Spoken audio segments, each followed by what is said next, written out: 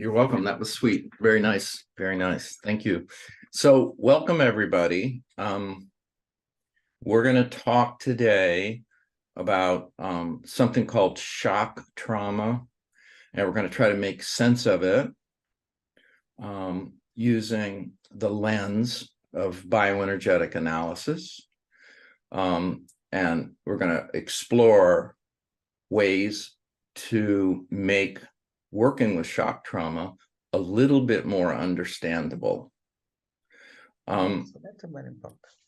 Contemporary trauma therapy focuses a lot on integrating neurobiology and some of the neurosciences, and the psychoanalytical institutes work together to try to understand what's going on in shock trauma.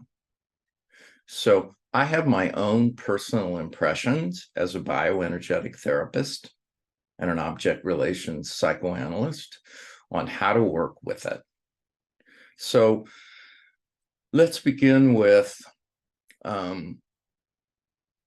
shock trauma and developmental trauma are often seen as different. Shock trauma involves a different type of memory system. It's stored in the nervous system in a different area, and it has different behaviors and different reactions when put under stress. And so in trying to understand it, one of the things we could do is go back and look at the history of it. So in 1980, I was doing bioenergetic therapy, but there wasn't a lot of definition or understanding of trauma. In fact, it was rarely talked about. The dissociative identity disorder, which is a clinical category for someone who has multiple selves, and that in the United States comes under the treatment of dissociative pathological symptom clusters. Okay, so basically what happened was the Vietnam War ended and many of the veterans came back, and they had kind of a state of shock or overwhelm, and they went into treatment, and they became a population of patients that were being treated, and they had PTSD, which is a diagnostic category, and for us, that comes under like a shock trauma. It's different than a developmental trauma, and the difference is that a developmental trauma has to do with the child or the baby or the toddler reaching out to get a need met. And when they do that, the environment, their parents, their caretakers, often don't respond. We know that as therapists, right? The need wasn't met. It creates a conflict within the child. They're pulled in two different directions. They want that need met, but they also have a reaction to the fact that, let's say, their parents aren't responding to that need. And when you look at developmental trauma, you mark it based on what age that baby, what age that toddler, what age that 3-year-old or 4-year-old or 6-year-old, the age and what that child needed at that time. So there's a hierarchy. And what we know is that early trauma is harder to deal with because we don't have the resources in our personality to cope with them. So in my history, I had a very early trauma. I had a birth trauma. I had a mother who was like 102 pounds, and I was an 11-pound baby inside of her. And when I was at the hospital, They had a hard time bringing me out. And so they had to sort of they had to pull me out, and they used tongs and forceps to deliver me, and that created shock. The shock in my system was I didn't have reflexive responses. There was no reaching, there was no suckling, there was no eye contact. There was a disconnect. That disconnect, okay, at the time was not really talked about. People didn't understand it, but it affected me.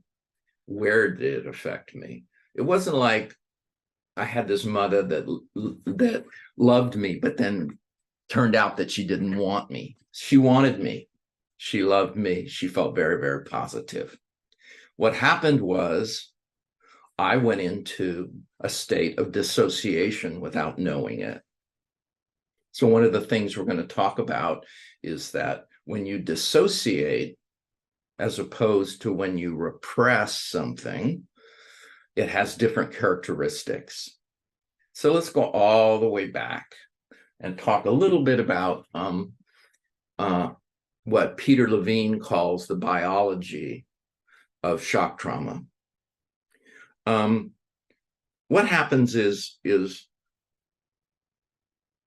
the trauma of a shock nature, okay, is in the autonomic nervous system. And that's part of the brain that is organized, part of the nervous system, also feeds all of the different things in the body. That's organized as a survival system. And if you know, because if you've read Dan Siegel or any of the people that talk about dissociation, that there is an energy that is called sympathetic arousal, and that energy is located in the autonomic nervous system. That reaction, that sympathetic charge, is used normally to cope with stresses, difficulties, frustrations, and different things that happen in the environment. Okay? Usually, according to Peter Levine, animals in the wild can have something happen to them that's life-threatening, but they have a process in their own body of discharging the built-up tension that's caused when that life and death experience affects them. And what happens with us is that we interfere with that biological process. And the reason we interfere with it is we have a mental ability to process it and not let the body use its natural, normal ways of adjusting. So that's a lot. So let's go back a little bit. So what happens to somebody when they have an overwhelming experience, an unbearable experience, is that they feel very threatened inside and they want to move away from it. But if they can't move away from it, because that's one of the things that you'll notice about shock trauma, and that is that there is an inability to escape something in order to flee or resist it and fight with it. So what happens when that occurs? In fact, I'll read you a little bit about it right now. When something happens in the body that a person experiences as overwhelming and unbearable, they experience shock trauma. I'm reading you out of an article that I wrote. And the way you protect yourself from the overwhelming charge of energy that's in the autonomic nervous system that keeps us on the planet, that is a very strong charge.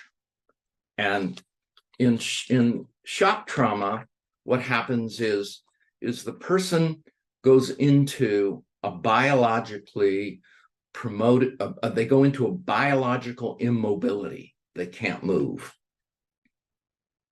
So that's one of the characteristics of shock trauma, and that is the person freezes. So what is it that they freeze?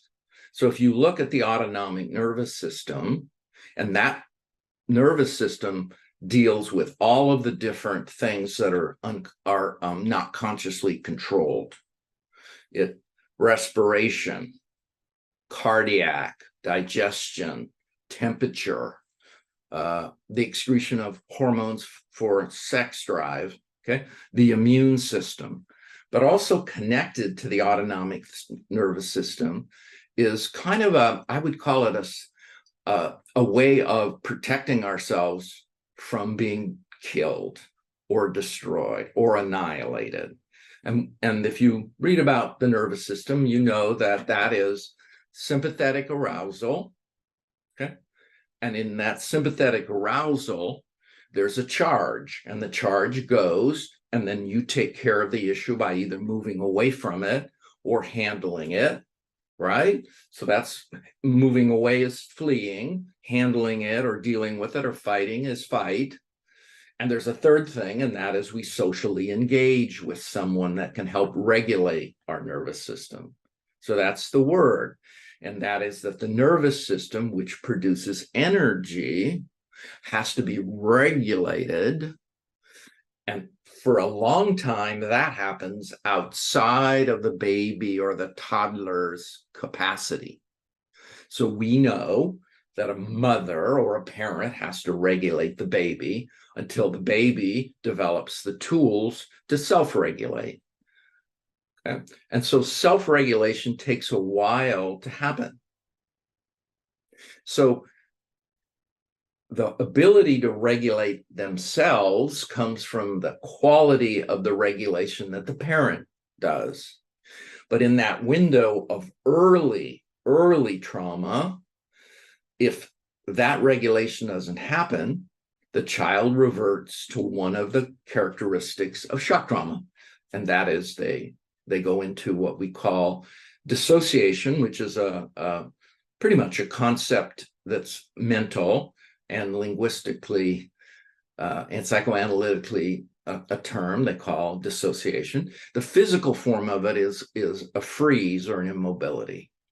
So that freeze or that immobility, that dissociation process saves us. It keeps us on the planet. Okay. And so if you look at a chart, I'm going to look at this chart and I'm going to do it. What you're going to see, this is the title of this is technical. It says dorsal vagal immobility, right? Response. And I'm going to kind of show it to you. And some of the characteristics of it are that in a normal state of arousal is normal energy. It's another word to talk about energy. We as bioenergetic therapists talk about and work with energy. So when there's a stressful event, okay, and as that stressful event continues and there's no relief, if you start to worry and get anxious and concerned, and then you go into fear, and then something happens to make you feel better, and then you come out of it. That pattern, arousal, okay, and then the arousal's diminished, and then you come down into more relaxed state, that is a two-way process built into the autonomic nervous system. You get charged, something is dealt with, either someone comes in and helps you through it, or the threat itself, whatever that threat might be, again, complicated. It's a complicated model because the threat to an adult would be different than the threat to a toddler or a teenager, because the adult or the teenager has more resources available. So, all right. So this particular model has here activated stress, and then it hits freeze, and it has immobility, numbness, and dissociation. Okay. So let's talk a second here. when you're working with shock trauma, you're working with the autonomic nervous system, and it has its ability to respond is so incredible. For example, different ways of focusing and taking in what's going on around you happen automatically. And what keeps that operation going is chemicals, hormones that are excreted in the autonomic nervous system that help you manage with certain things, help you overcome stresses. In the world of shock trauma, what we're talking about is we're talking about a charge builds up, it gets intense, something is addressed, the problem is solved, the threat diminishes, and then there's a down wave of, again, a parasympathetic, they call it a parasympathetic drop. I think of it, my terms are the accelerator in the car is the sympathetic arousal, and the mechanism of braking that also operates at the same time, technical words. So you get charged and then you come out of the charge. And then there's rest and digest. There's a calming sequence to it. Okay. So that's just normal. I'm driving to work and somebody cuts me off, or I'm doing something and somebody interrupts me and it's jarring. I'm going to get sympathetic arousal. What's going on here? I'm going to react, and then I'm going to cope with it.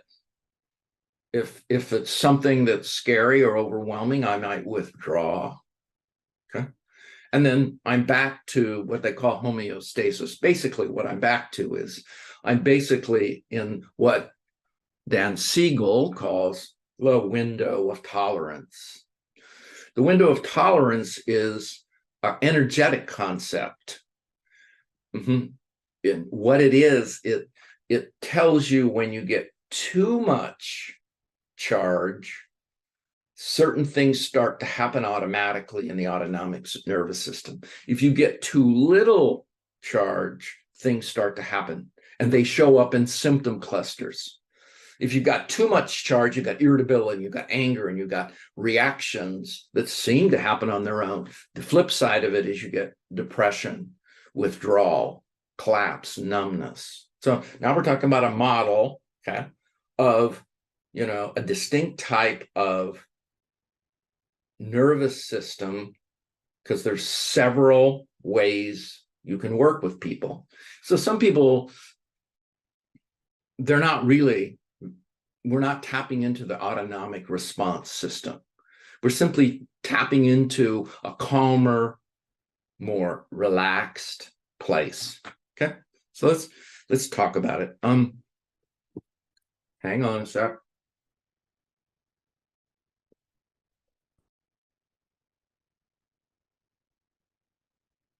All right, let me read you this.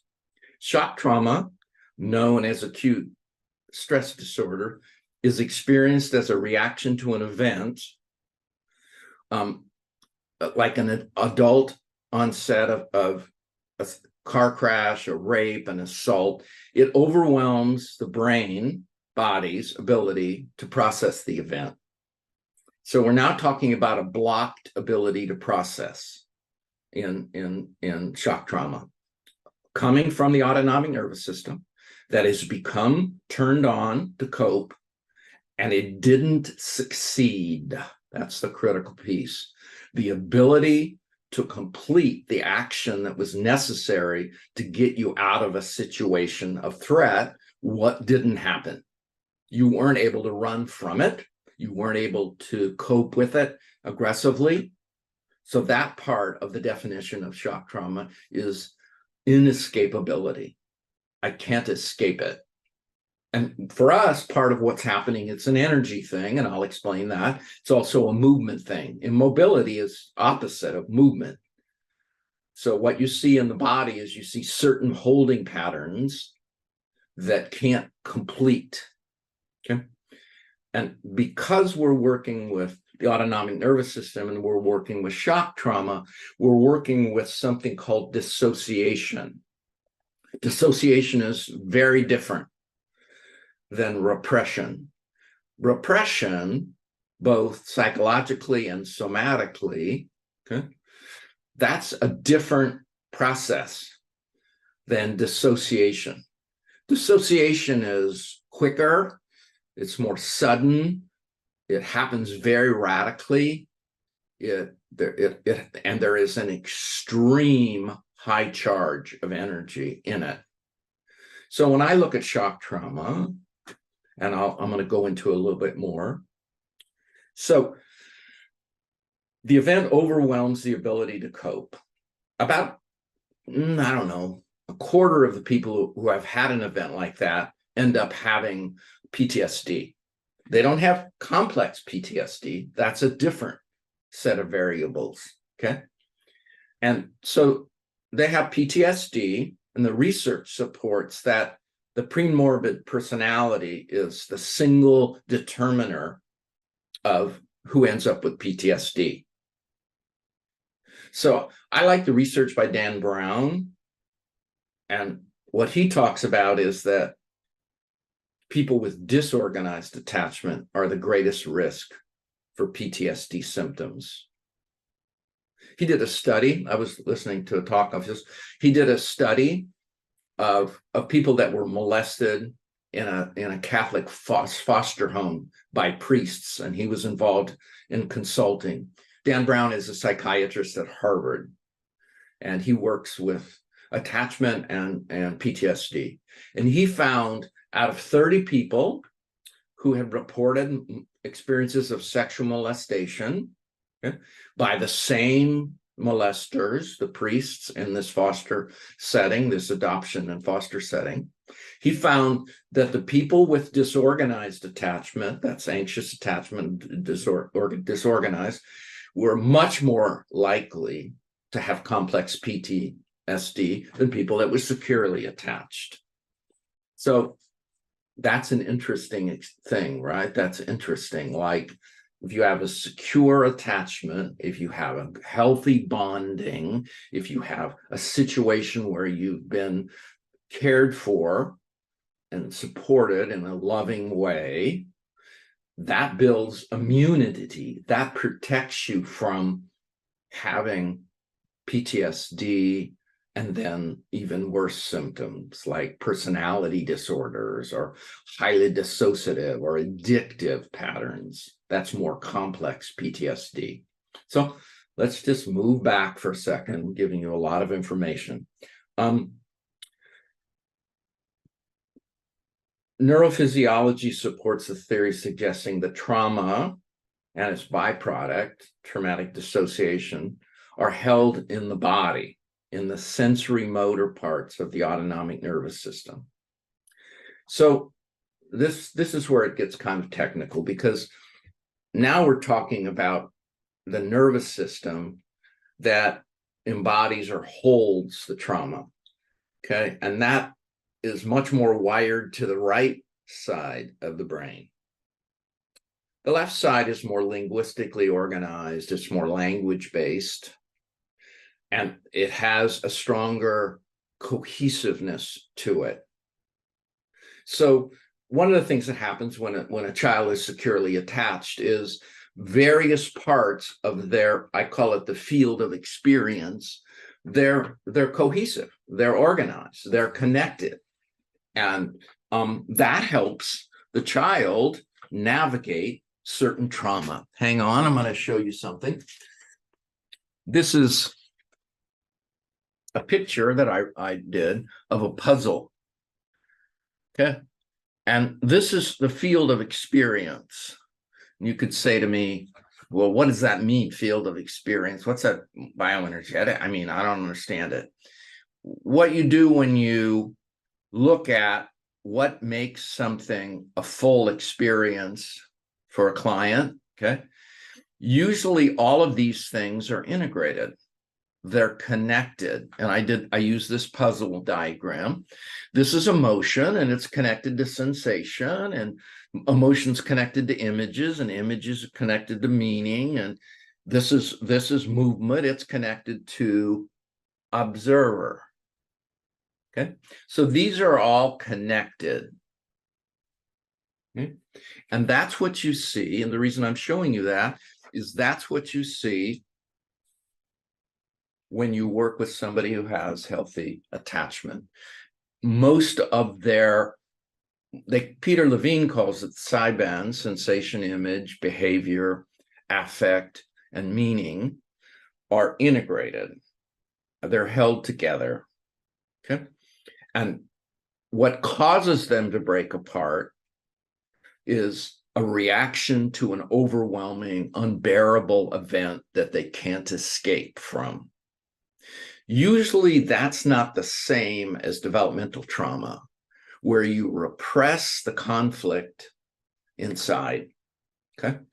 So, and I'm going to talk a little bit about how I've organized this, and that is that I looked at the difference between repression and dissociation, because a lot of body therapists confuse those things, and they're not the same. So I took and I listed repression, and I'm going to go through the list. Hopefully it won't put you to sleep. So the operating system for dissociation, which is a reaction to trauma, it's a reaction to an unbearable event. It's what happens automatically, because the autonomic nervous system is automatic. It's automatic in all of the different levels. The images that it has, the sensations that it has, the emotions that it has, those things come online.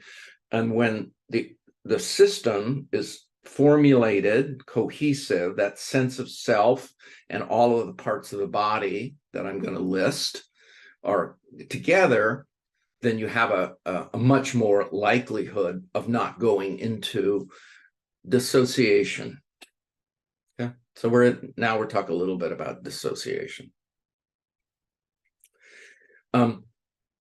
What dissociation is what's the best way to put it? It's a flooding of energy from the autonomic nervous system. It comes from a threat that's experienced in the autonomic nervous system, which protects us from dangerous, life-threatening experiences. And what happens when the system is overridden? What happens when the threat is perceived as overwhelming, is that there's a kill switch, a circuit breaker, a lot of charge, and you saw it on the diagram, right? There's a lot of charge in the system, and then it reaches a certain point, and then a switch happens, okay? And then what happens next is, for me, is that there is an energy phenomenon that occurs that I have seen. This is my version of it.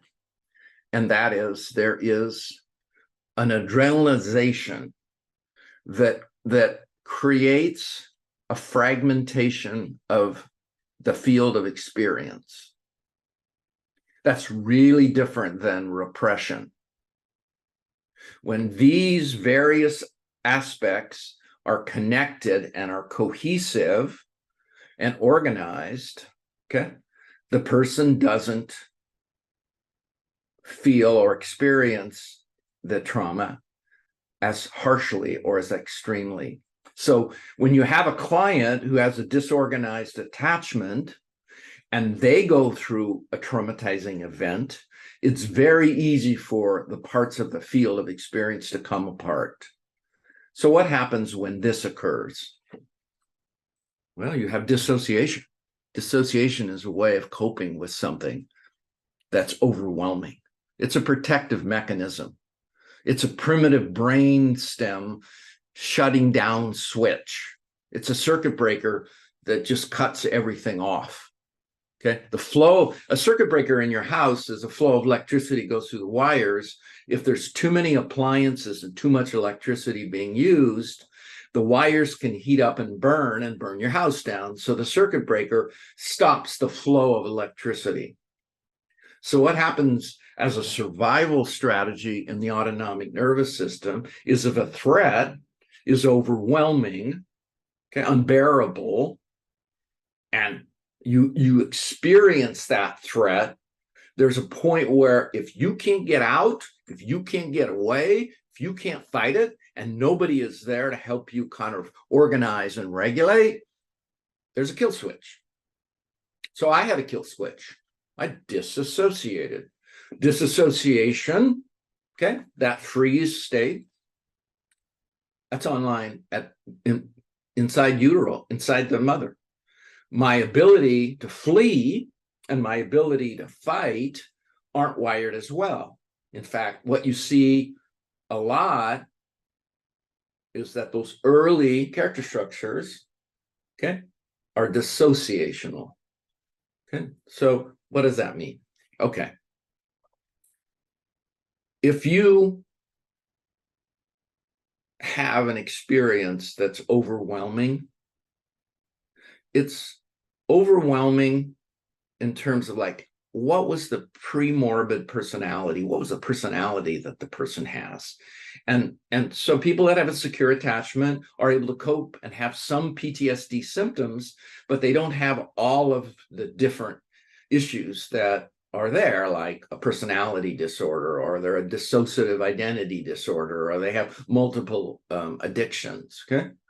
They have simple, I call it simple PTSD, and you work with those clients, and the likelihood of them recovering is very high. We're going to talk a little bit about how you work with them, okay? So let's back it up. I know this is getting complicated and I'm losing you, but just hang with me. So I'm going to just cover, when you work with somebody who has dissociation, the dissociation is a reaction to the fragmentation that comes when you adrenalinize someone. Whoa, that's a lot of crazy terms. Okay, as a bioenergetic therapist, I work with people's energy. And when you work with people's energy and you work around identifying developmental deficits, things that happened to them when they were a child, when they were a baby, when they were a toddler, okay? You work with their energy and how that energy shows up in that conflict, how it's held in the body, which areas of the body you focus on, and you kind of have an idea. But the overwhelming charge of repressing something that you have conflict about, let's say you're reaching out and the mother isn't quite there, or you're having a tantrum, but you're being shamed, those developmental issues, they don't have the charge in them that shock trauma has. So what you hear about shock trauma work is, uh-oh, you better watch out. You don't want to work those issues too quickly because they can flood. What's flooding? Well, hormonal flooding happens when you have adrenalization. And then you reach a point of charge and it's overcharged, and then you disconnect. If that makes sense. Let me read something to you. Yeah. In the paper, what I said was that bioenergetic therapists intuitively knew how and did work with disassociation without formal training in trauma healing. And the reason for that is, in terms of me, I've been around bioenergetics for a long time, and I just tried to figure out how to work with these patients that have a lot of like PTSD. They have a lot of dysregulation in their nervous system. They flood easily. There are certain energy increasing techniques that don't work with them because they have in their body this charge and all of this fragmented parts of the field of experience, and each one has a charge connected to it. The reason it came apart is because of the intensity of the energy, and the energy stays connected to the parts. I mean, that sounds like, wow, this is my own view. Not many people have the view, but when I've worked with people who have shock trauma, I work with there's different guidelines, there's different techniques that you use. So in bioenergetics, basically, this is my version again. Someone comes in and I'll be looking, because the way I work now, I'll be looking for any kind of dysregulation in their nervous system. Oh, what's that mean? Well, if you learn about Peter Levine's model, what you notice is he's not tracking developmental holding patterns and how they're showing up both in the behavior and in the person's awareness. What he's tracking is levels of activation, because his concern is that activation energy got big and big and then it cut off. And what he says is there's certain kind of, for us, slightly primitive defensive responses that didn't get completed. I'll give you an example. I mean, and it's there, and there's tons of research on this and ways in which you can look at it. So if you don't complete the program, if you inside of you have the ability to take care of yourself. But if that system in the autonomic nervous system is broken, you have dysregulation. The dysregulation causes you to overreact.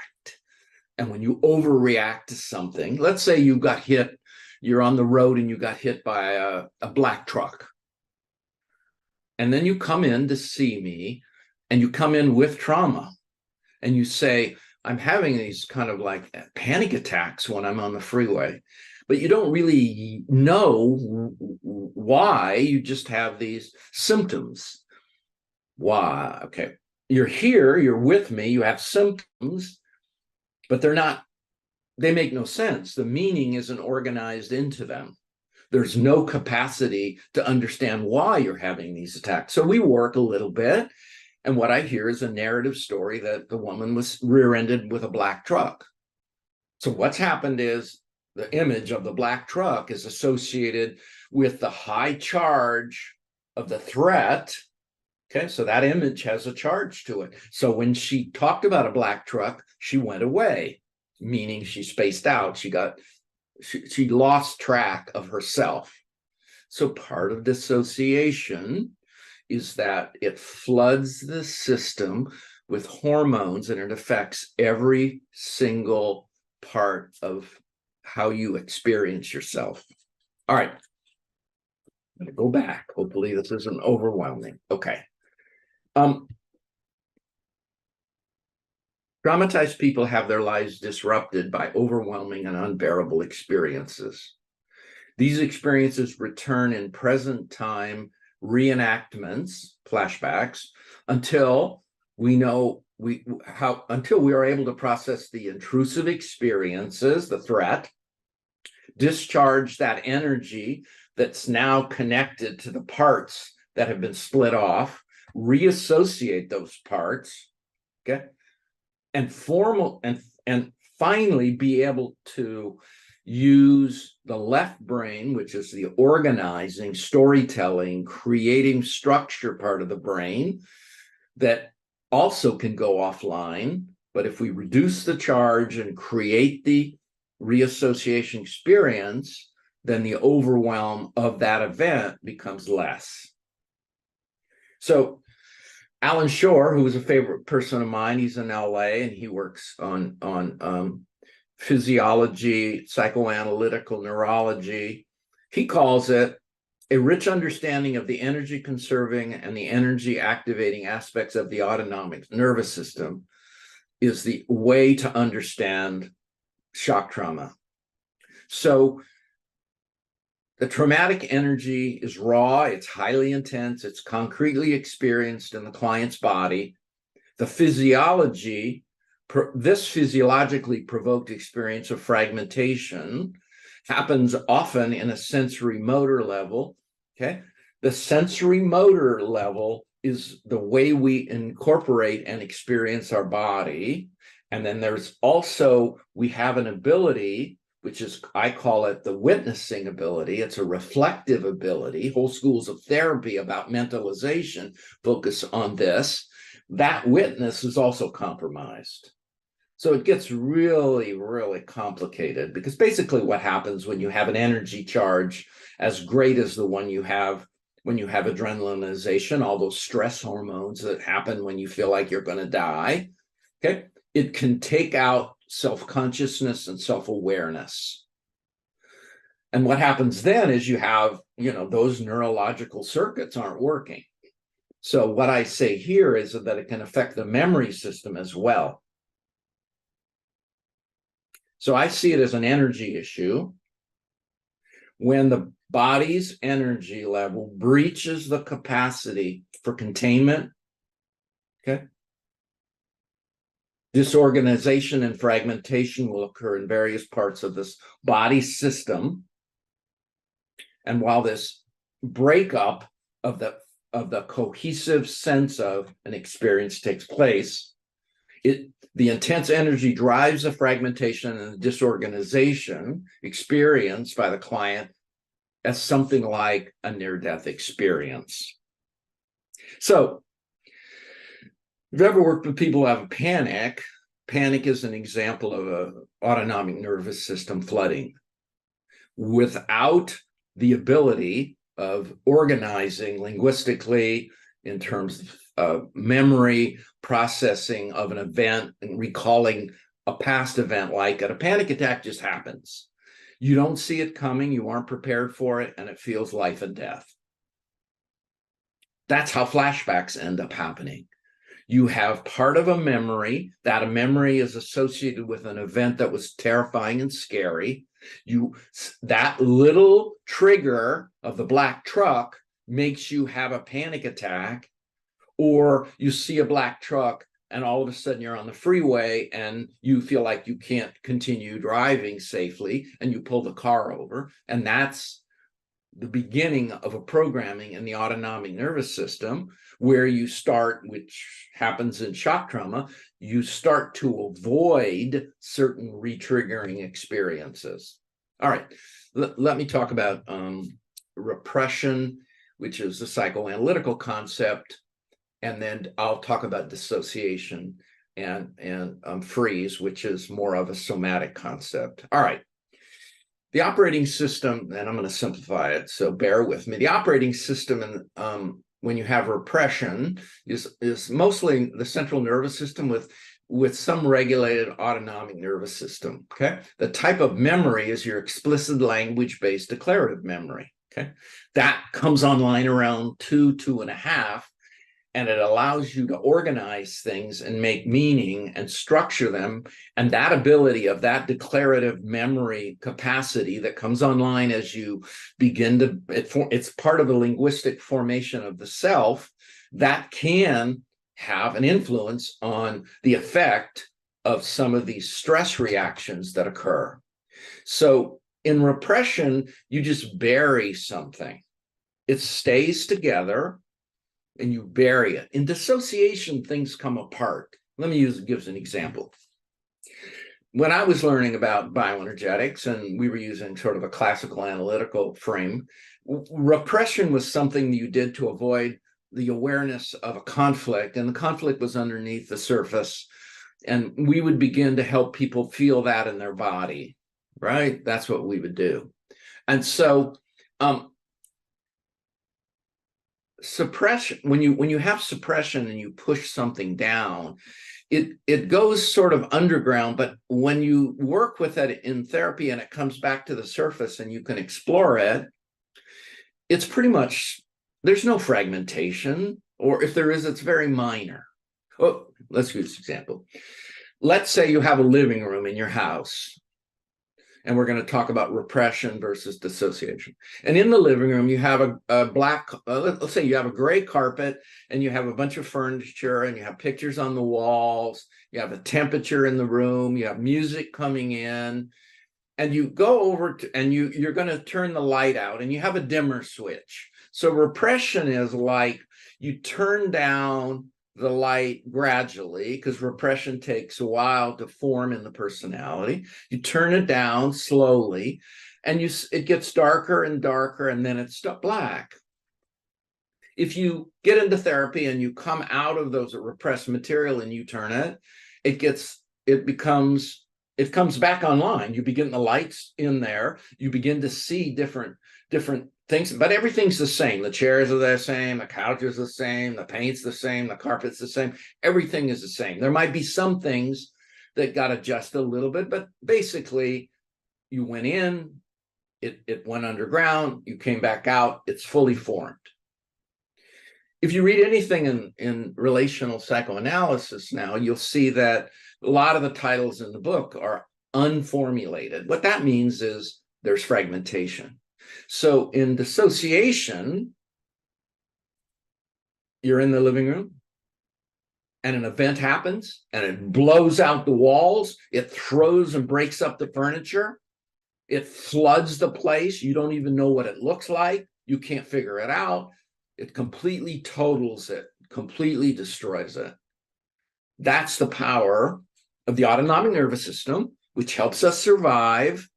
And when we can't complete the evolutionarily programmed steps that we need to do to protect ourselves, then that overwhelming event has to be taken offline. We have to have a circuit break. We just doomed. Okay, the puzzle comes apart. Okay. But we don't feel connected to those events because they're parts. They're like, let me do it a different way. So when I first learned about dissociation, I was working with a neurologist and he said, everybody dissociates if necessary. Everybody has a kill switch.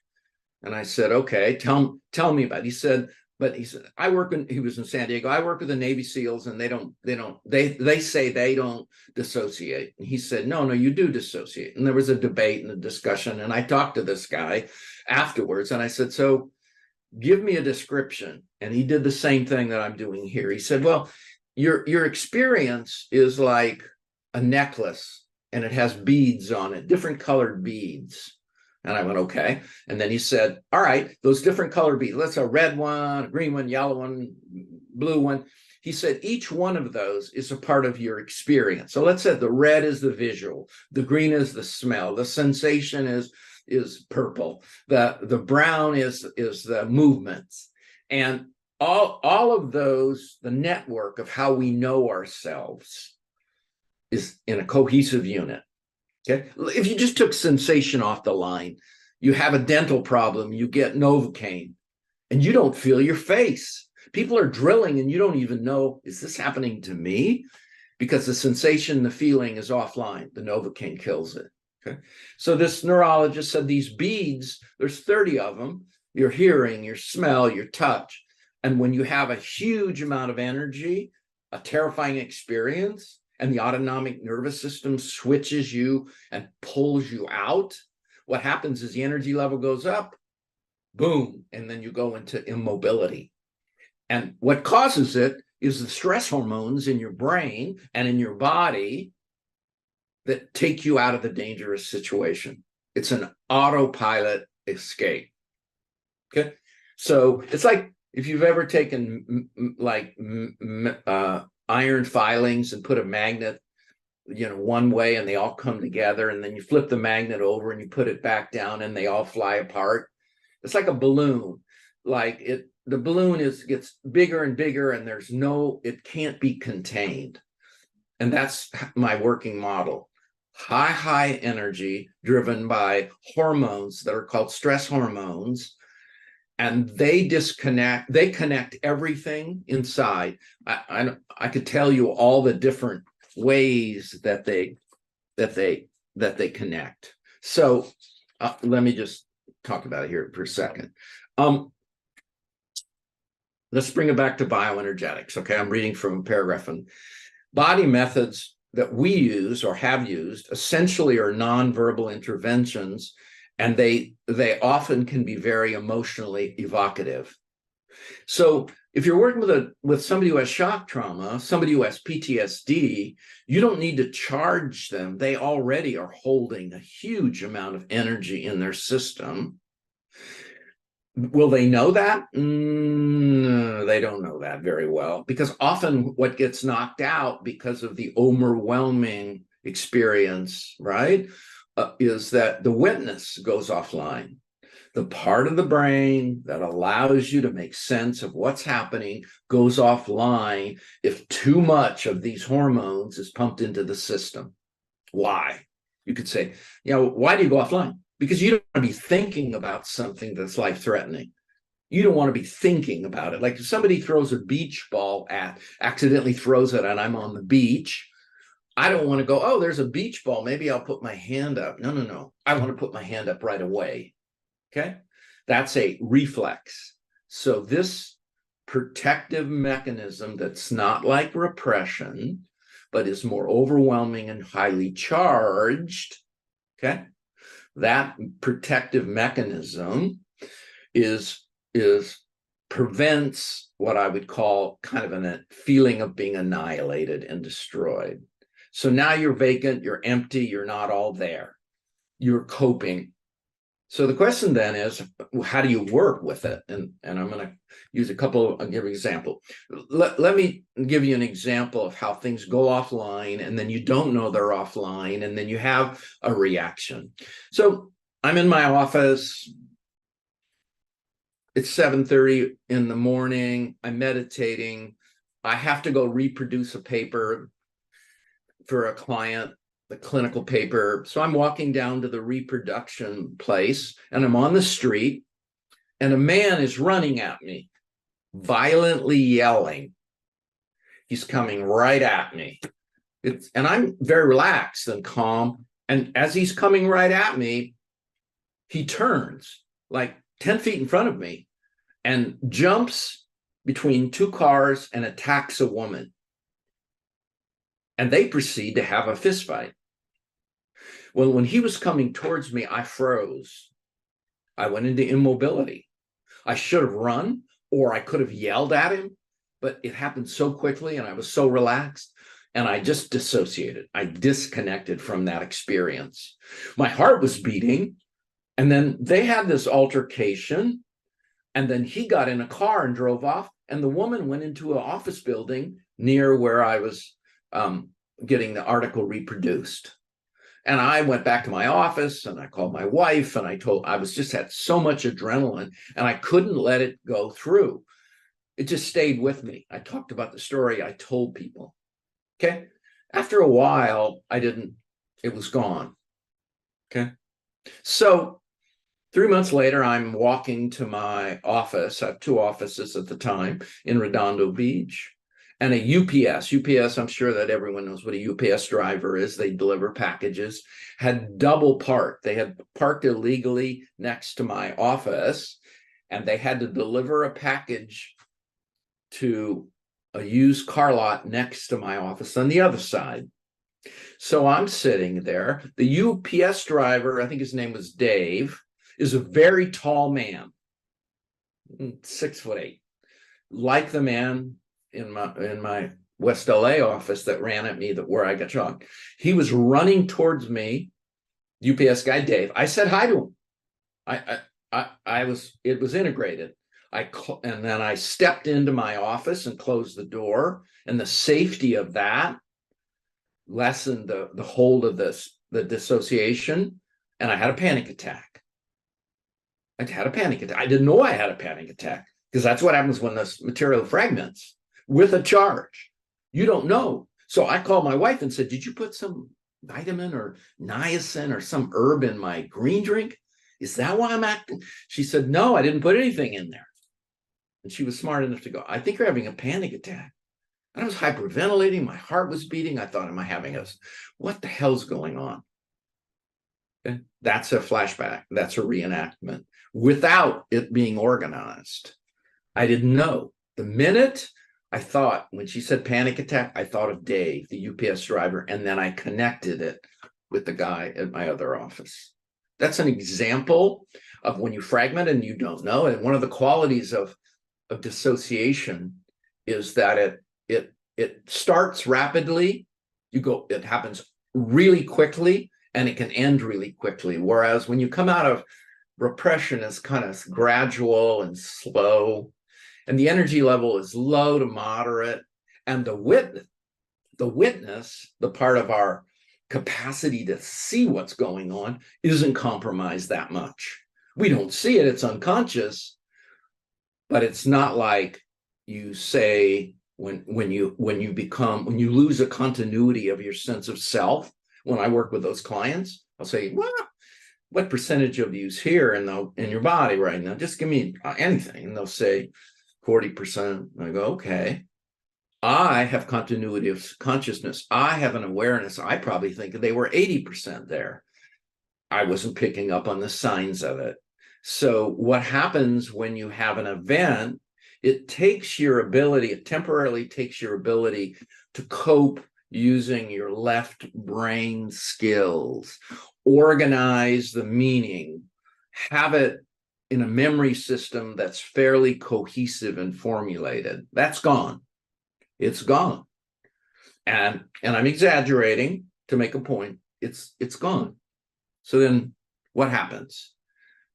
You have to treat traumatic experiences differently than you treat developmental experiences that use repression. Let me just compare and contrast, okay? One of the things that happens in shock trauma is that there's a distortion of time, okay? Subjective distortion of time, okay? That's what a flashback is. You think something that you experienced in the past is happening now, and because it has such a high charge, often flashbacks are reported as being very vivid and real. And so when a client comes in and says, this is what's happening, they're not saying, I'm thinking about it happening.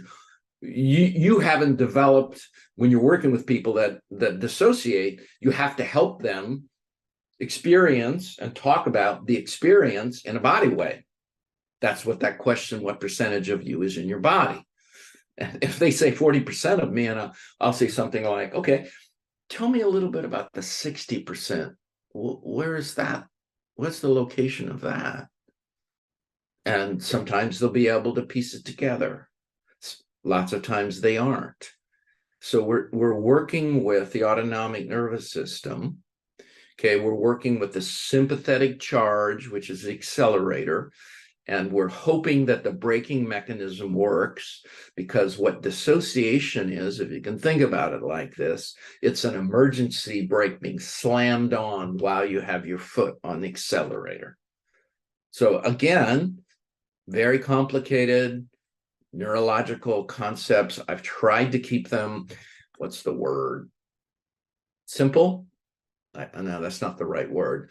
So I'm going to give you some examples. Let's go back to, we'll talk a little bit about treatment. So far, I hope that I've conveyed to you how the experience is formed for me.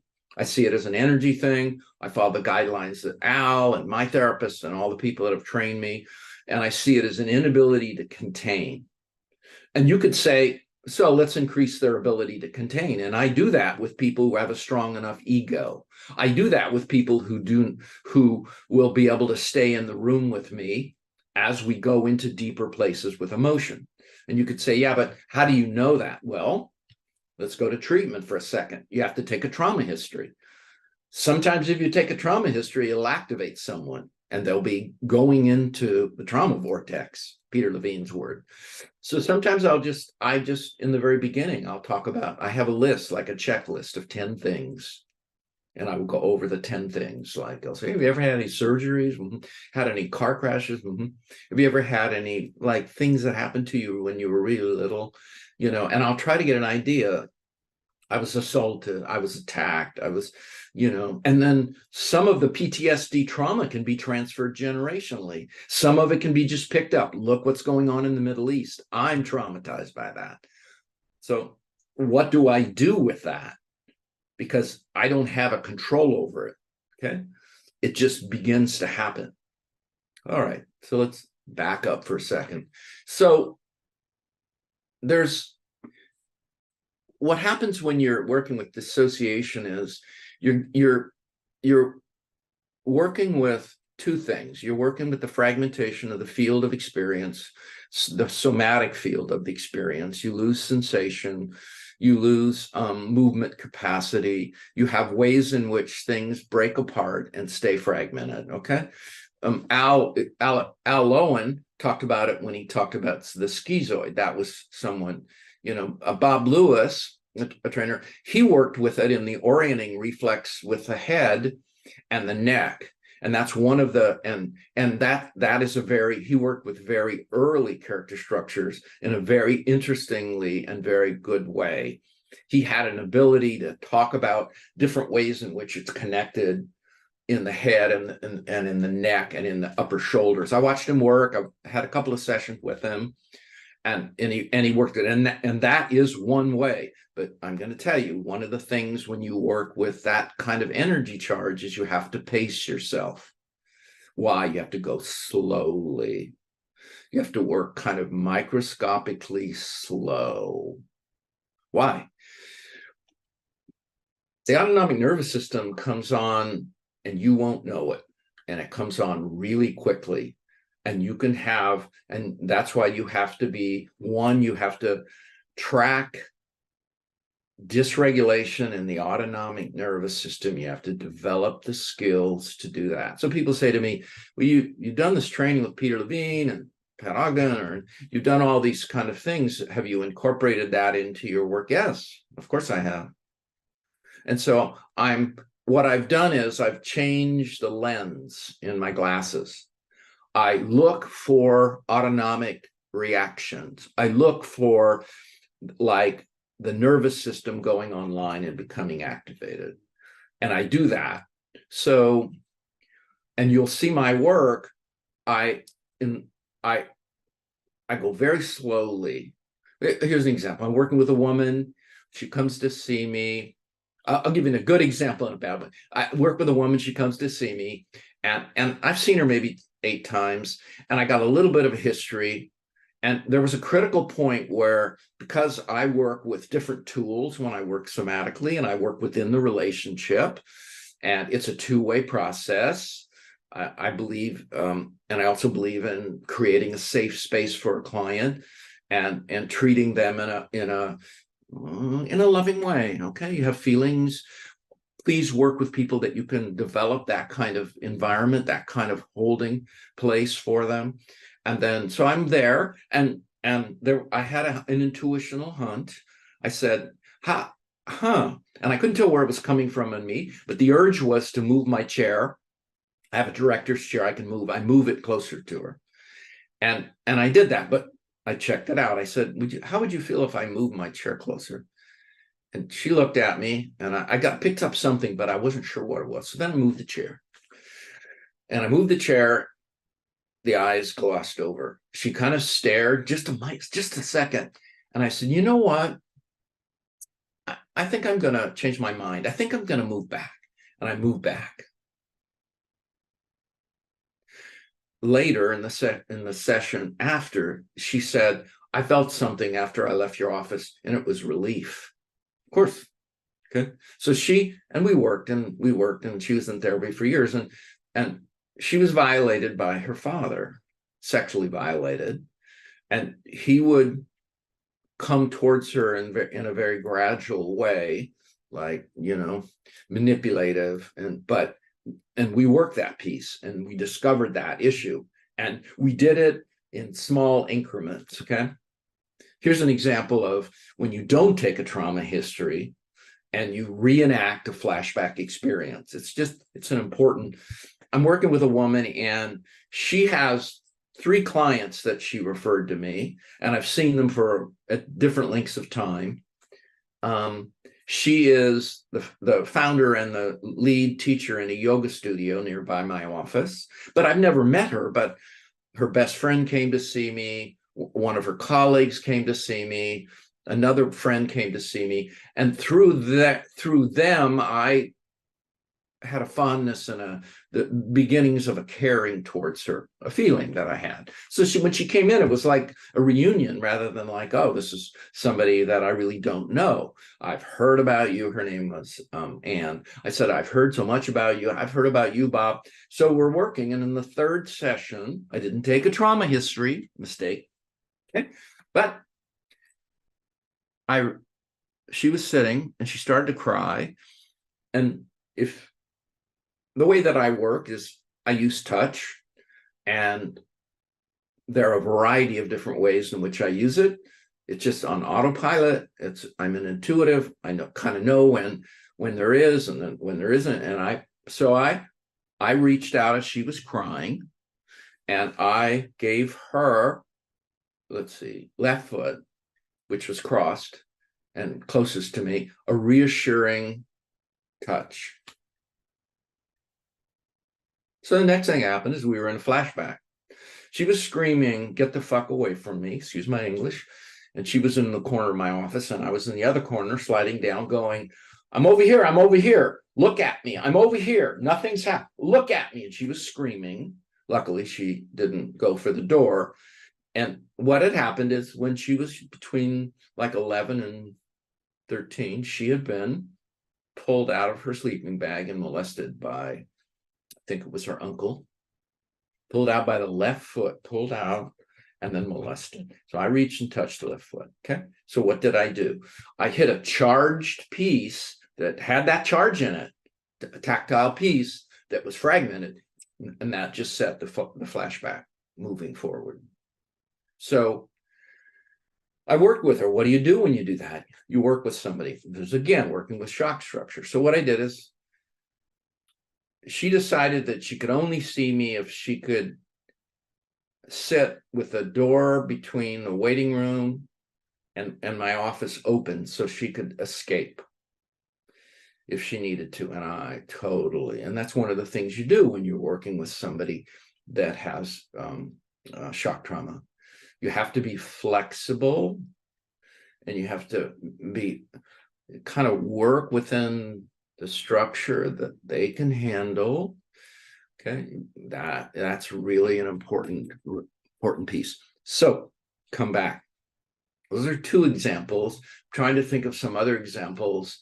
Okay, so let's go to treatment. Okay, because we have some time considerations. So I'm going to just list some things that I wrote down that you have to help the client. The bilateral, the work that I call it, it's the kind of work you see in EMDR. You see it in, you want the witness online, and then you want, that's the left brain, that's the cortical. You want that part of the person present when you're working the material.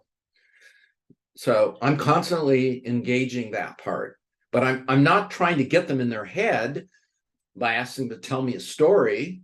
I'm just saying, what do you notice now? What happened next? Where did that go? What's that mean? You know, I don't say what's that mean. I'm looking here for something that I have that I don't have it. I did. Anyway, it's a worksheet that I use. And in the worksheet is like, I try to track this sensation. I elicit their mindfulness as a way to track. And we take little teeny pieces, page by page, okay? Little teeny pieces of the traumatic experience. I have them connect, okay, with their body. I have them connect often with a little teeny bit of a resource, a small resource, so that I have them go into the traumatic material. It's very slow. So an example would be, I would say, so when you think about that, here's an example. When you think about that, let's say this is a man that I treated, and he was in an automobile accident and severely disabled his daughter. So I don't want to go right into that. So I want to go before it or after it. If it's after it, then I'm talking about, when did you first know things were going to be okay? Or I'll say what you were doing the morning of, and then I'll stop and then I wait for that associational piece, whatever it is. I'm just saying, what do you feel in your body right now as you tell me that? So if you watch me work, you go, oh, wow, this work isn't quite like normal developmental work. Normal developmental work is you have a strong enough ego, you have an ability, a fairly strong witness, which is part of that. The witness you need to get them identified with what's going on in their body and connect it to the story, connect it to you, maybe in the transference, connect it in their history, and then help them identify with where in their body this particular developmental need did not get met. Which muscles were used to brace against it? Which muscles were used to hold against it? So that kind of a client, which I'm focusing more on repression, more normal neurotic client, I have them stand and I'm checking them out to see, I have them charge, I have them make a sound. And so when I have somebody who has shock trauma, just having them stand can activate it. Oh, they're gone. And so you're looking for absence. And in the paper, I was talking about like normal work, you look for where the charge is. Okay. In trauma work, you look where there's no charge. There's an emptiness or nothing there. And you're tracking. Remember, you're trying to bring things together in a very small way. So it's called titration. Peter Levine talks about it, where if you're working with somebody with shock trauma, it's like a bottle of soda. You shake it. If you take the top off, oh, there's that energy, adrenalization. What you do is you just take a little bit at a time. It's like a chemistry concept, titration. And what you do is you go into the trauma material just a little bit and then back out of it. And you have them, you're following you're guiding their self, awareness, you're guiding their witness. What do you notice now? Okay. I feel some heaviness in my chest. She said, I guess, can you stay with that for a bit? What am I doing? Just building her tolerance, because if she stays with it, the charge will grow a little bit. And then I'll say, okay, what else do you feel? If she's resourced, meaning she can kind of go, I feel that tightness, but I'm okay with it. I know what it means. And then I kind of, okay, we've worked with that before. And I repeat, I go back into it and then back out of it. And I kind of try to balance it. So let's talk about some other work. So I take a trauma history, I assess their capacity, their ego strength to handle higher energy charge. I'm tracking their autonomic nervous system more than I'm tracking developmental holding patterns in their body. I can do things to test whether or not they could handle a higher charge. Because remember, if you increase the charge of somebody who has all that charge, it's going to go, wow, okay, I'm going to look at here. All right.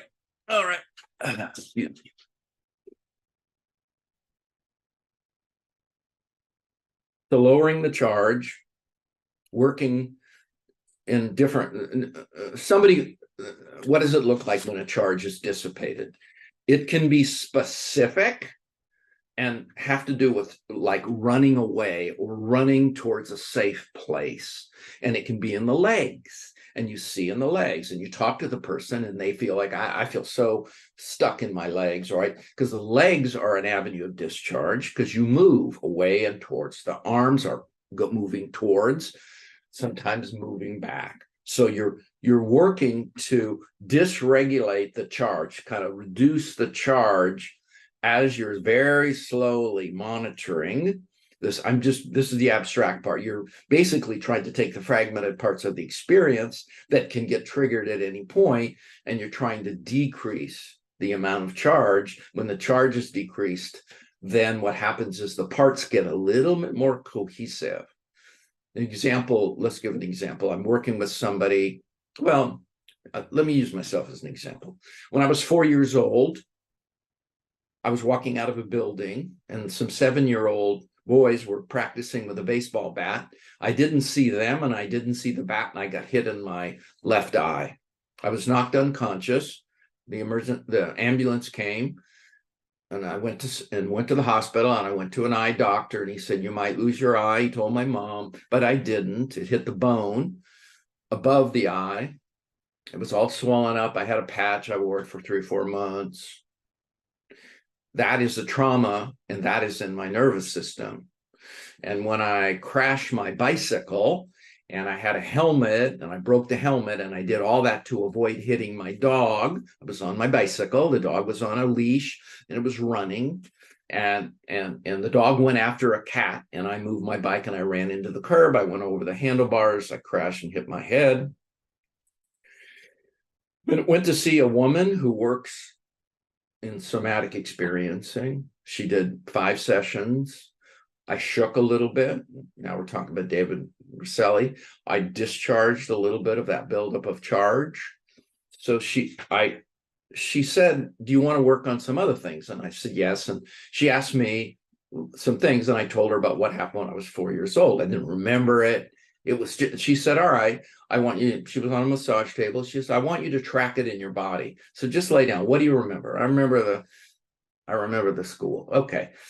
I remember the door. That's all I remember. Just stay with that. In a couple of sessions, nothing was happening. I was saying, I'm throwing my money away. What the heck's going on here? Nothing was happening. Nothing was happening. Then I began to feel in my left hand, I'm laying on the massage table. I began to feel a tingling in the left hand and the left arm. Okay. And a pain in my left neck, So we went session by session, and my hand started to feel weightless, and it started to come up a little bit, and it was shaking, and my head was involuntarily going to the left. So that happened session after session and more. And eventually my hand was right up here. Okay. So my hand was there. I was levitating. I didn't know what it meant. She kept saying, that's great, that's great, that's great. And at a critical point, as I was looking, she said, look at the bat. I couldn't do it because I knew that if I looked at the bat, the bat would hit my eye and pop it. I'm okay with not turning my head because it hit the top of my brow and didn't blind me. Okay. So the next session, she was very aggressive in getting me to look. I did. And as a result, my hand went up like that. So that's a reflex. Okay. That's a self-protective reflex used to protect the loss of this really important mechanism called the vision that keeps us on the planet, locating threat, moving with it. So my hand went up, hit it, and I envisioned it hitting my hand, and I cried with relief. I cried. I didn't do it. I couldn't do it. I didn't even think I knew the meaning of it. I just cried. It was like, oh my God, if I would have done that. So this, I'm for sake of time, I'm talking. So 4 months later, when I saw my eye doctor, he said, you know, that happens when you work with the body. Something shifts, something changes. And what happened was he said, I don't know, but your left eye, you don't need a prescription any longer. And I was 2.5 on both sides. And I knew that because my glasses started not working in my left eye. So something released. That experience was really important. And it opened up tension and holding in my left eye. All right. There is so much more I could talk about. All right. So you're going to expand the container and so that it can handle a higher charge in small incremental teeny steps without using the emergency brake, the freezing. Okay. And you do that, and it is a very slow process. I've seen different examples of different people using different ways in which they do that. Like some people, what's his name, writes many articles, talked about having contact with someone and staying in contact where frame by frame and picture by picture, they processed what was going on. Because if somebody's in a dissociated state, they're not monitoring, regulating, or controlling how much or how little comes up. It has a life of its own. And if it has to do with a life-threatening experience, a threat that is deemed that, it will come up on its own. All right. Patricia, are you there?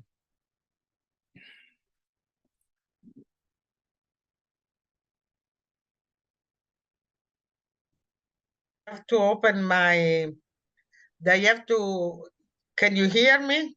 I can hear you. Yes, so I open now my camera. If the organizer can open my camera. The organization.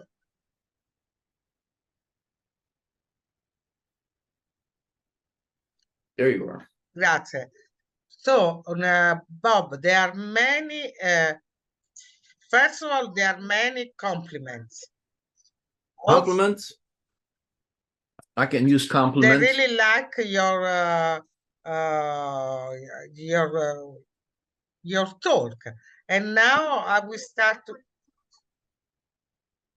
Yes. and so now I will start to ask you some of the questions the people ask me. Okay, one of the question was one of the first questions. So we go. Delle primissime was, let's just see. Oh, I had to put oh, sorry, I had to do something first. Don't worry about it. No, because I was in Italian. And I was Okay. looking in Italian to see better. That's why there was this difficult. Okay, just a sec. One of the first question was if you can send the article that you were talking about. I think after you can send all the material to the organization. So now that is important that they so to. So the article I'm writing. Yes, they want to Yeah. have it. So if I don't know how you can do that, but if you collect or whoever is Yes, I will ask collect the people who are interested in the article, and I'll have their email and I will send it to them. It's not completed, but it's going to be completed very soon.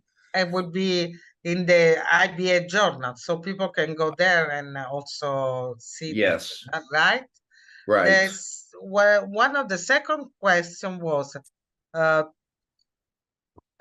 first of all, he is Giardino that asks, he want to thank you for the wonderful opportunity that you give it to him to think about. And he want to know if you think there is a correlation between a lack of adequate regular physical movement in our society, and if you that lack in a sense increase trauma, of you can prevent with the good movement. I think what to release the trauma, and that is the lack of this regular movement, instead can promote a collective disorder. So I think it's a correlation within how people really feel their body, the people actually use their body, and the fact that they live in a society that is more dissociating or more trauma releasing in a sense. Right. So the culture blocks the trauma releasing. It does it around identity, like as a man, you're not supposed to cry, you're not supposed to shake, you're not but those are essentially important. We talked about Berselli. David. Yes. I incorporate some of the things that he does. I do it with people who are a little bit more cohesive. They have a little bit more ego strength, and the results are very, very positive. I compliment David. David, he found and understood how to use and release the psoas muscle, and that is a trauma muscle. I mean, you could talk forever about different parts of the body that are used. Like for me, there's a base of the skull, and you could say that's low and that's a long time ago, the schizoid. No, Lowen was right. People, like, I can feel a pressure there. I mean, if I told you the story, I don't have the time, but the energy wants to come up and then it blocked.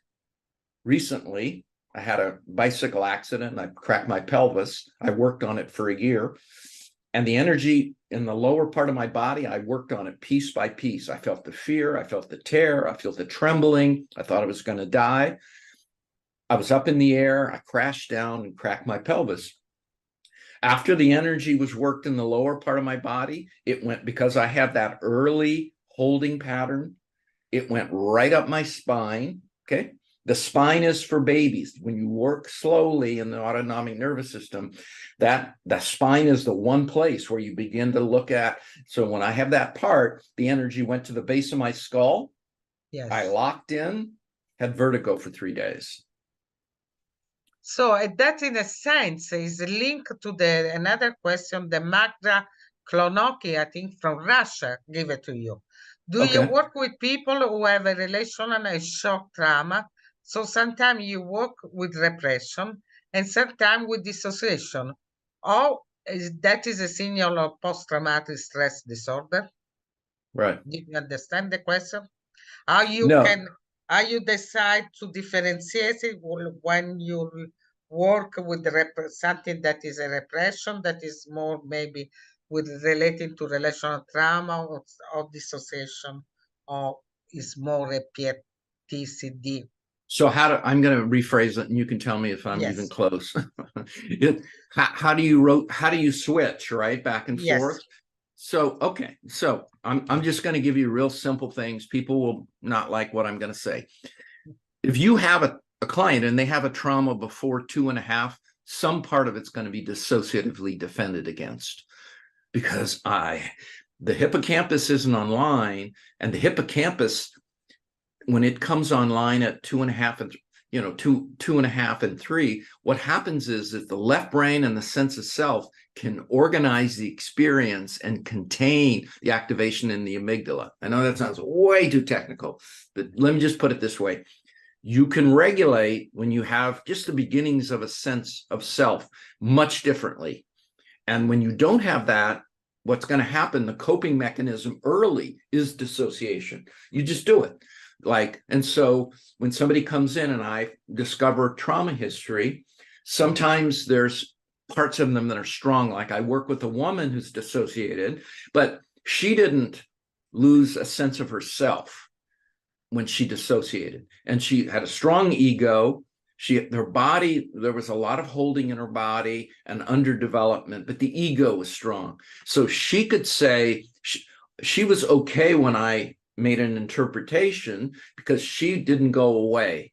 The part of the brain, the nervous system, I could go into it, but there's a part of the brain, okay, that neural pathway that sort of is the sense of self. And the sense of self says, like this woman with a strong ego is like, I was there and it happened to me. And she was abandoned, and she could say that. And she was on the verge of crying. And I said, so you actually feel that? She did. Other people, if that is offline, like I wasn't there, it didn't happen to me, and they lose the witness, when I'm working with them, I'll say, wow, that was something. And they'll stare at me like they have no idea what I'm talking about. So I'm assuming both. So if you create an energy charge, okay, and they can't contain it, that's a tip off right away. It's just like and you need to, like, I had a guy and he had some early stuff, but he was securely attached with me. So and then I gradually moved him into greater and more charged expression, because he was in a bad relationship and he was really angry. He took care of the other person. He was more of a masochist or a will structure. And so we had that. So I had him kind of basic charging exercises, stretching into a starfish, letting sounds out, allow the sound, come back. How's that feel? What was that like? I like it. I did it. I had him hit with a tennis racket. Like people say, oh, if you don't do that anymore, that's going to it doesn't re-traumatize. No. You just need to know who can handle it and who can't. Because if you treat every client like they're a shock structure, if they're like a shock person, you're gonna, that's bull. So you said that you use your intuition to see moment by moment what is important also for the person. I can have the knowledge that you have is in your back, and then in the encounter with the patient, you can see and check. That I think is very important. Right. Question. I use the relationship. Yes. So the relation tell you how to move, in a sense. And so what I do is I send out little signals. Okay.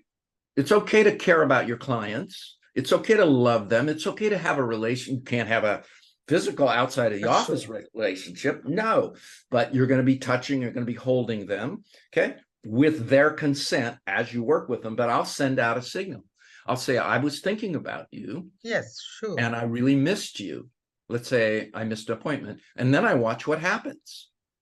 So it's very important what you said, because the relationship they're going to in go a away. sense drive you out to, you have to do, you have to go. And another question is always Mark, that I said, you have a checklist of questions that you ask to your patient?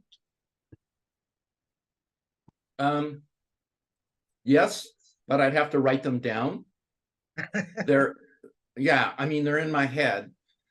One of them is that one, what percentage of you is in your body right now? Okay. Because, yes. And I should be able to pick that up by being more intuitive, but sometimes I can't. So okay, let me just back up. When I work with people who have shock trauma, I do a lot of psychoeducation. Yes, I'll say, it's me and you working with your nervous system. And you are reacting in certain ways and you don't have control. So you could feel shame and then not try to hide your reactions. But I want to reduce the shame. So what I do, and I do that when I work with the body, I'll say, I think your jaw is saying no. I think you want it, but the jaw is locked up and saying no. So how about you and I working on your jaw? Do you sense? But I don't do that until they can sense their jaw and they feel your jaw. So I use. So those are the moments that you integrate in more bioenergetic work, if you understood correctly. That's mostly, yeah. To see how really the trauma is described in the body. I understood correctly that? Right. Yes. The difference is the amount of energy isn't modulated. It's not managed. Yes. It's gone, it's invisible, and then it explodes. And that's why you have to go slowly until they can tolerate more charge. Okay, that's like I'm working with someone who had attachment, right? And 3 years in, we've been working. She said to me, I can't tell you this. I said, okay. So she didn't tell me. She waited like 2 months. I said, well, you had that thing, you can't tell me. Yeah. Big long pause, shaking. He said, I like you. We worked together 2 times a week, 3 years. And I was just like, and I was like, oh my God. Oh, and I don't want to overcharge it. I just went, oh my God. Oh my God. I'm so touched. I can't. Feels, and so I'm using the relationship. That's what we do. The body work is to improve and deepen the capacity, to restore the capacity for security, for love. How about that? We're restoring the capacity to love. Okay. And that leads us, I think, to another question, that what if the trauma happening in a very early age, when a newborn is yet barely moving? So when in a very early age of development of the child. So if this is happening, and I've worked with different people, but sometimes when you have dissociation, the ability to integrate the new relation opening or the new interaction between you and your client, it doesn't work to help reprogram. So somebody will cry and reach out, and then I'll be there. Maybe they'll touch my hand, or maybe they'll go through the emotion.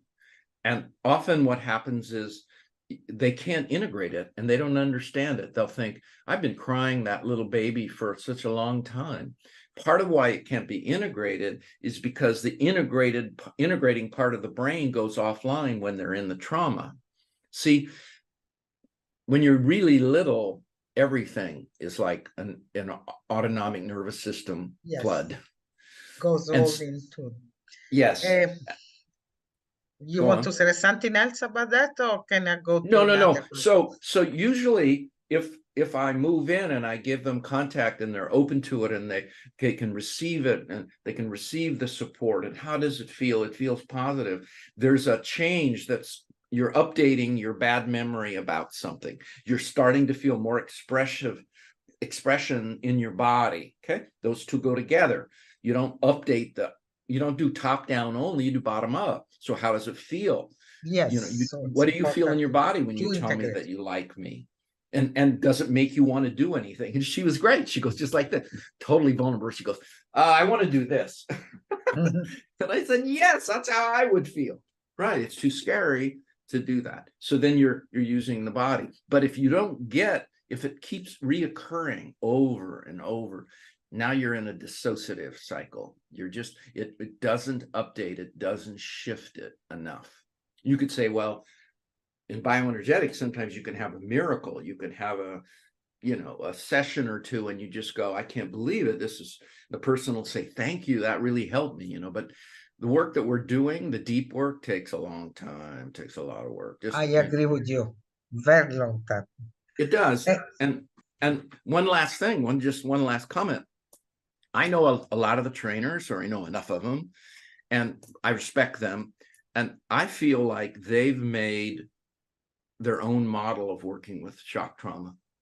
If they use the relationship differently, maybe the techniques, like yes. If I work with somebody and then they have glassy eyes and they look vacant, I'm going to go, maybe I shouldn't use that. I wonder if there's a different way to get access to that. Or I'll say, are you aware of just what happened? That's one way to find out if they're, and sometimes I'll say, I'm okay. I don't buy it. Something happened and I felt it in my body. It resonated in me. And I know that there's an issue there. I make a note of it. I don't say, hey, you're full of, forget that. You don't know what you're talking about. Okay. I'm just going to say this is kind of it. My wife is like a famous tango dancer, right? I tried. But when I watch people do tango dancing, you don't know who's leading who. The male leads the woman, but the woman looks so in sync with the male. So in therapy, you need to follow your client, but it's sort of like tango. You're leading and following at the same time. Yes, that's very true. And that's how it works. And so when you hit a bump or a big explosion, like if somebody, I wrote a list somewhere here of what happens. I have it sitting here. What happens that are when people are signaling me that they're going into trauma, and numbness is one of them. And when you have a surprise feeling, that's another one. Like, when something comes, here's an example. I comfort this woman, and she was molested by her stepfather. It was PTSD, wasn't complex. She was highly functional. She was a nurse. She worked in a hospital, and she made a phone call to me, and I was very supportive of her. It was probably the third year of therapy, somewhere around there. And it was late on like a Friday, and she called me. She was shaking, scared. And when I completed the session, it probably took 20 minutes. I just reassured her. I was trying to be supportive, trying to be understanding. And then when something surprises you, it comes out of the blue, there's trauma. She said to me, when are we going to have sex? I said, I never have sex with my clients. That's not part of I'm on ethical committees. And I said, but where did that come from? And she was mute. So that when she came in, and then that whole thing started to come to the surface. And I had to go slowly because I thought, okay, she did that. That was a flashback. She put me in that situation. Those responses came from the autonomic nervous system. I'll survive. I'll appease him. I'll let that. And so I just sort of didn't say anything. And I said, do you remember that phone conversation we had? She went, yeah. What do you remember of it? No, not much. So then gone. But I know it's there, and I'll slowly wait for it to come, because you don't want to provoke it. You don't want to push it, right? I mean, to all of those people out there that are bioenergetic therapists, we get a bad rap. And Yes. Van der Kolk, right, the guy who writes about shock trauma, right, is on the best-selling list at New York Times for 180 days or weeks, that's years, okay?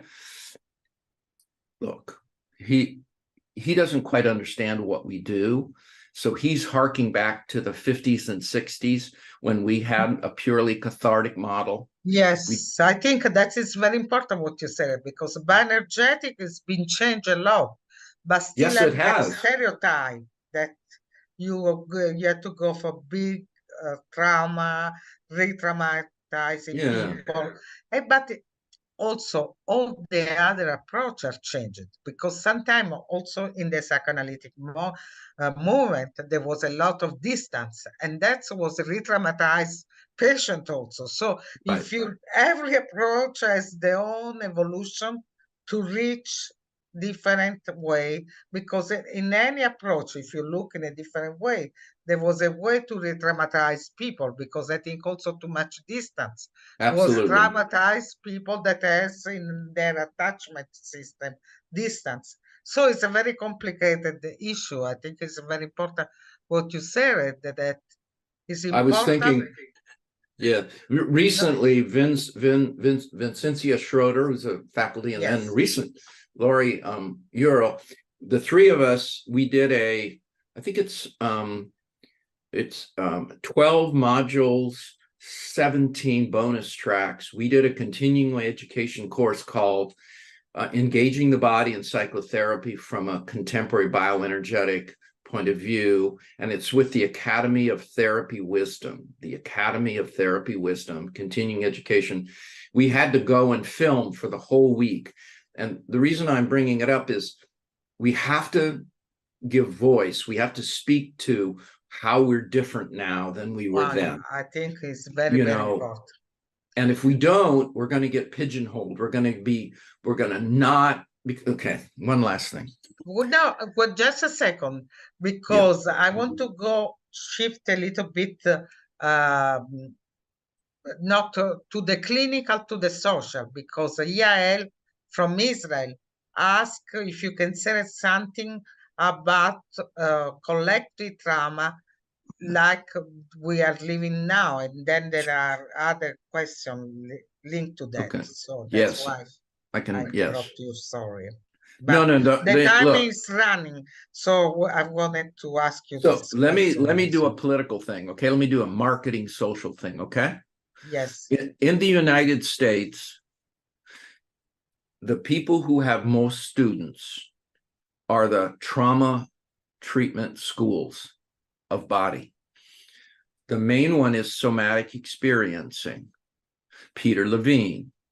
He has 60 training groups. There's probably 50 or 60,000 people. Why is that so?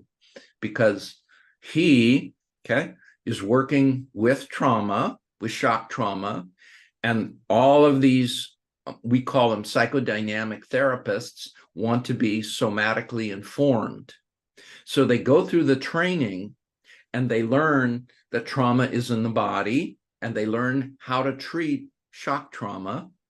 But half of them are therapists, half of them are body massage workers and those. But the half of them in the training that are therapists, they're psychodynamic therapists, and they need to come over to us. We need to be, and so one way to do that is to make sure that you take a shock training.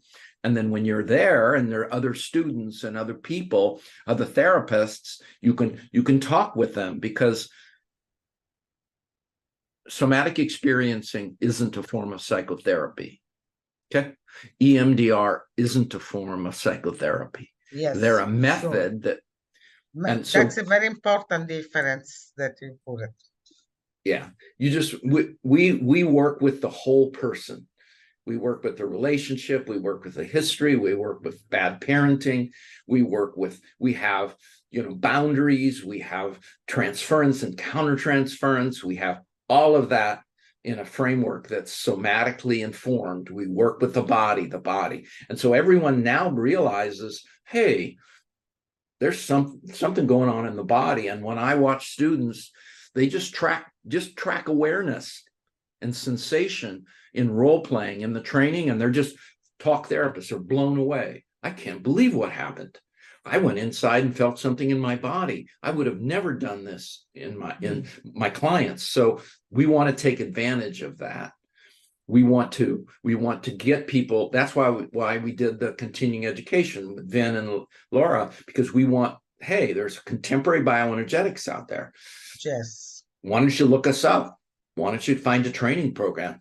We can do some things that everyone else who treats trauma can do, and then we do all the rest. We do the whole therapy process. We do it, long-term therapy with all the psychodynamic aspects of it. Anyway, I'm selling it, but no, that is important sometimes to have to show the roots of our approach, I think, and the complexity also. Yeah, but absolutely. again, there are some questions that is more relating to social trauma. And there is interesting because one comes from, I don't know, if Russia or Ukraine, because I can read really the name of the person, because she asking, please tell me how to work with an injury when there is no complete safety, when there is a war in the country, like in Ukraine. And another question is, how to work with collective trauma for now is happening now in Israel, and now to protect people, but another kind of trauma that is to be merged. I put the three questions together. Too many images about war and all that. That is also something that traumatizes, dissociating people, I think, more than trauma. It's very easily to go to dissociation when you see this terrible images about war and everything. So they want to know something, what you think about those big questions. Okay, so for those of you who asked that, I'm just going to tell you that I did not want to talk about what happens in the Middle East, even though it would be something I could use as an example of collective trauma. And the reason is my nervous system, I have to protect it from overload. And I'm very upset with the amount of information that was available. And like, I have a couple of clients, they live in Tel Aviv. Just like, I don't want you looking at it, because they don't have control of what's going to happen. You understand that, right? When they're right? And so next thing you know, they're feeling that trauma. It is past, it resonates in their body, and you pick it up. You can pick it up from others. You can pick it up from the images. So what I was prepared to do was, if I talked about my reaction to what's happened, and then as soon as I talked about it, I would have started to feel the trauma in me. And then I would have done what I do. I would have gone and tried to find an opposite, an image where an image or a picture or a part of my body where I didn't feel so afraid, where I didn't feel the terror, where I didn't feel the shock. Like, where do I feel the most relaxed part of my body? And then I would pull myself into that. Now, it sounds like positive affirmation, or it sounds like that's just a mental gimmick. No, it's not. The nervous system knows faster, quicker, sooner than anything else. Your autonomic nervous system, it starts to get activated. I take a deep breath. I feel my feet on the ground. I know where I am. I feel the safety. I orient with my neck and head. I look around, because I can get pulled into those images and be terrified. I have relatives. I have clients that I work, and it's just like, you don't want me giving a lecture and be crying, but that's what would happen. I would have to. I think you give a very good answer how those terrible collective trauma affect us on a different level. Yes. And I think, Bob, we didn't answer to the whole question. We were afraid that there were not enough questions, but you had a lot of questions, 17. there are still questions about how you integrate in body, emotion, many questions. So I think that is important because people were engaged and not I'm glad. I and hope time. so. I hope so. Also, you have many comments that I didn't have the time to see, but there many thanks and people that were. Thank you so much. Webinar with big interest, much gracias because it's in Spanish with different. Thank you very much, Robert. You sharing your experience because it's very and most valuable. So, Thank you. hermoso Thank you. webinar. Thank you. Grazie mille in Italian. So you have a lot of comment, I want to say. Thank you. Thank I you. think Thank it you. was very valuable what you shared with us. And I Okay. really want to thank you. And I want to ask you if you want to add, we have the other 3 minutes if you want to add something else. Something, what? Yeah, something If you want want me to call, say something else, just to say hello to people or something. just to say goodbye, right? To something? Yes. So I adopted an 8-week-old German Shepherd puppy because we lost one of our dogs, and they interviewed us and they wanted us to be the parents to this dog. There were 3 of them. They were in a basket. They were abandoned. So I was up with her. Her name is Bella. I was up with her last night, and she's biting. And she's biting. And so if she had a mother and the mother had a breast, that mother would be pulling away and weaning. But as I held her last night at 2 a.m, she was sucking on my finger and going to sleep because that was comforting.